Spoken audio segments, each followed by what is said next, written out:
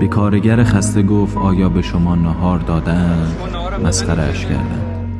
در دیدار با کودکان بهزیستی گفت پشتی ها را جمع کنید. مسخره اش کردند.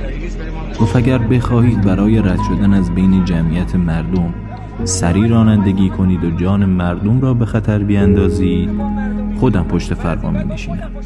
مسخره اش کردند. گفت اگر لازم باشد 10 بار به یک استان سفر می کنم تا مشکل مردم حل شود.